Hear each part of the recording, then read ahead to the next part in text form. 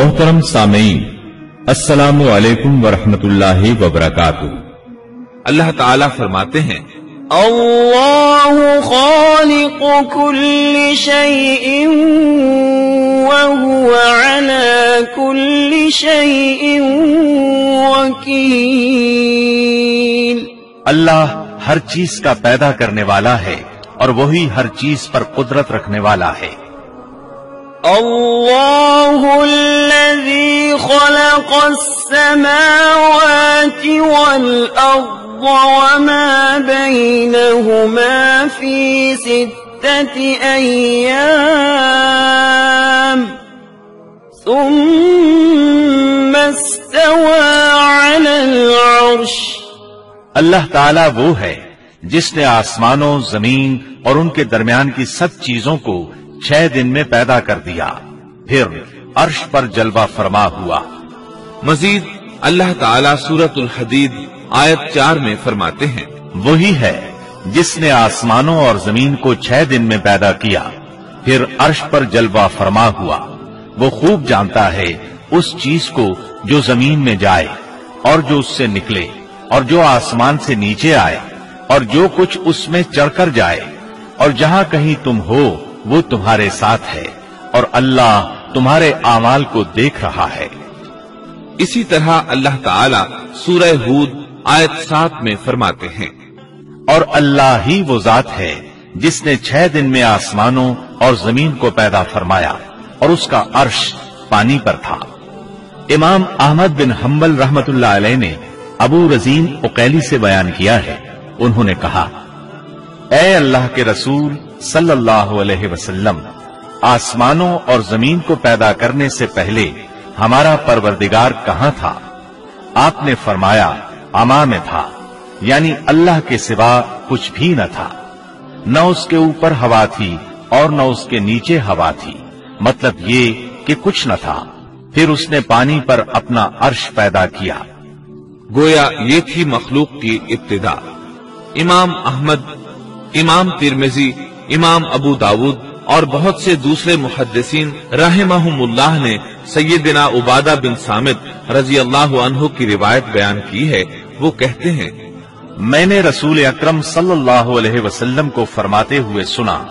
आप फरमा रहे थे, बिला शुबा अल्लाह ने सबसे पहले कलम को पैदा किया, फिर अल्लाह ने उसको हुक्म दिया, लिख। चुनाचे वो उसी वक्त चल पड़ा और क़यामत के दिन तक होने वाली हर चीज लिख दी। ये अल्लाह ताला का इल्म था जिसको कलम ने उसके हुक्म के मुताबिक लौहे महफूज पर लिखा। इमाम मुस्लिम रहमतुल्लाह अलैह ने सैयदना अब्दुल्लाह बिन अम्र बिन आस रजी अल्लाह अन्हुमा की रिवायत बयान की है। उसमें सबसे पहली चीज के बारे में वजाहत की है और जमहूर फुकहा की राय भी यही है।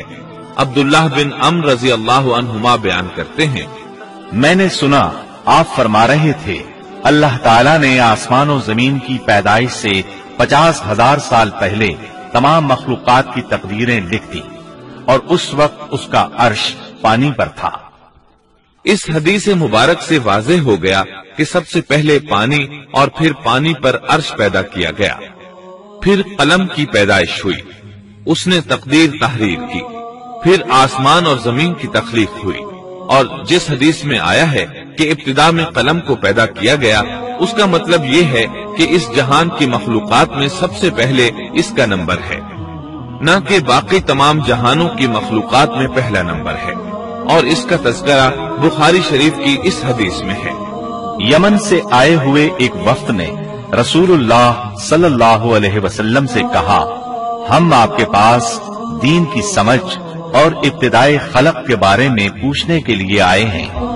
ये कि सबसे पहले क्या चीज थी? आपने फरमाया, अल्लाह था, उससे पहले कोई चीज न थी, उसका अर्श पानी पर था, फिर उसने लौहे महफूज पर हर चीज लिख दी और आसमान और जमीन को पैदा किया।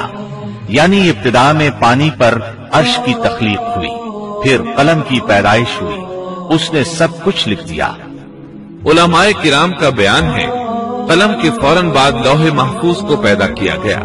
चुनाचे कलम ने लौहे महफूज में हर चीज लिख दी। اس کے بعد کائنات کی باقی مخلوقات اور آسمان و زمین کی پیدائش معرض وجود میں آتی گئی۔ اشیاء کی پیدائش والی ترتیب میں علماء کرام کے کئی اقوال ہیں، اور ہم نے آپ کے سامنے جمہور علماء اور فقہا کی پسندیدہ اور راجح ترتیب پیش کی ہے۔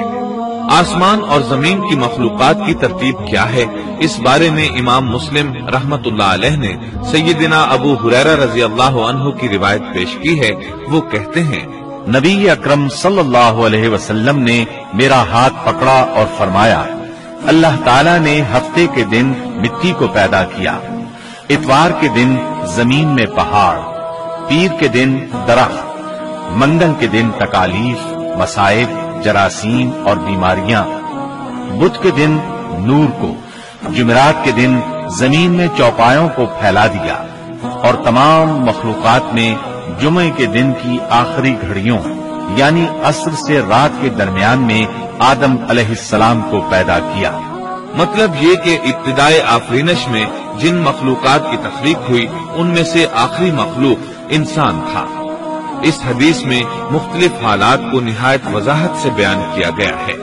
اس سے بخوبی پتہ چل گیا کہ ابتدائی مخلوقات کی ترتیب کیا تھی۔ ان میں سے آخری نمبر آدم علیہ السلام کا تھا، جبکہ آدم علیہ السلام نسل انسانی میں سب سے پہلے اور تمام انسانوں کے باپ ہیں۔ انسانوں سے پہلے فرشتے اور جن پیدا ہو چکے تھے۔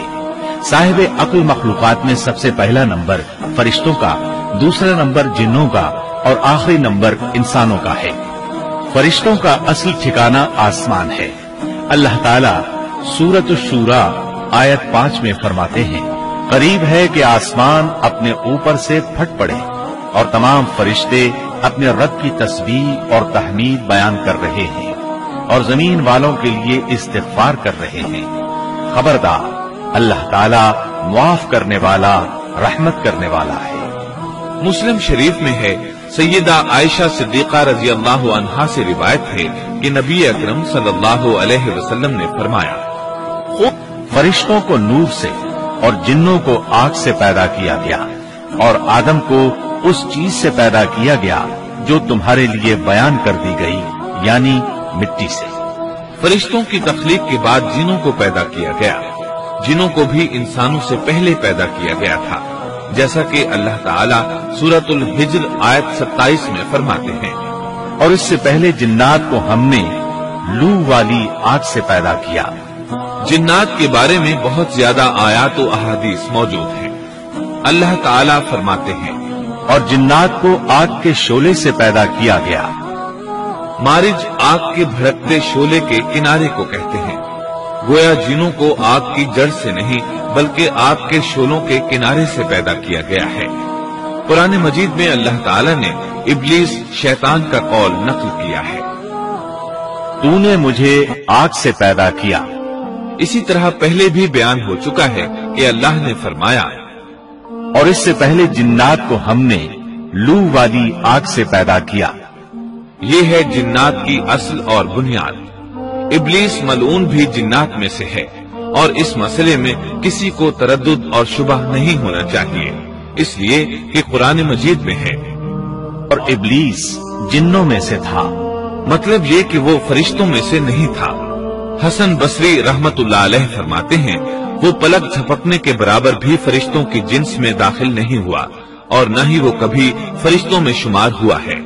وہ جنات میں سے ہے کیونکہ اس نے خود اقرار کیا تھا، اے اللہ، تو نے مجھے آگ سے پیدا کیا ہے۔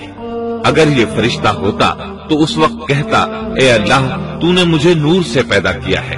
اس لیے ابلیس کا جن ہونا روز روشن کی طرح عیاں ہے۔ سیدنا عبداللہ بن عمرو رضی اللہ عنہما اور سیدنا عبداللہ بن عباس رضی اللہ عنہما فرماتے ہیں، آدم علیہ السلام سے 2000 سال پہلے جنات پیدا کیے گئے۔ وہ ہماری اس زمین پر رہائش پذیر تھے۔ آہستہ آہستہ وہ فسق و فجور میں مبتلا ہو گئے۔ جب وہ فتنہ فساد میں حد سے بڑھ گئے، ناحق خون بہانے لگے، تو اللہ تعالیٰ نے ان کی طرف فرشتوں کا عظیم لشکر بھیجا۔ ان سے جنات کی زبردست مارکا آرائی ہوئی۔ اس مارکا آرائی میں فرشتوں نے جنات کو تہس نہس کر دیا، اور وہ سمندروں کی جزیروں میں پناہ لینے پر مجبور ہو گئے۔ जमीन के हर बड़े आजम से उन्हें जिला वतन कर दिया गया। चुनाचे आज तक उनका मस्कन यही जजीरे और अजीम मराकिज हैं। ये वाकया आदम अलैहिस्सलाम की तख्लीक से पहले हो चुका है। अहादीस मुबारका में है कि इब्लीस मलून का एक तख्त है और वो तमाम जिन्नात का सरदार और हुक्मरान है। उसका शाही तख्त पानी पर है, अगरचे उसकी मुतय्यन जगह हमें मालूम नहीं। यहाँ तक जिक्र था सैयदना आदम अलैहिस्सलाम की पैदाइश से पहले का।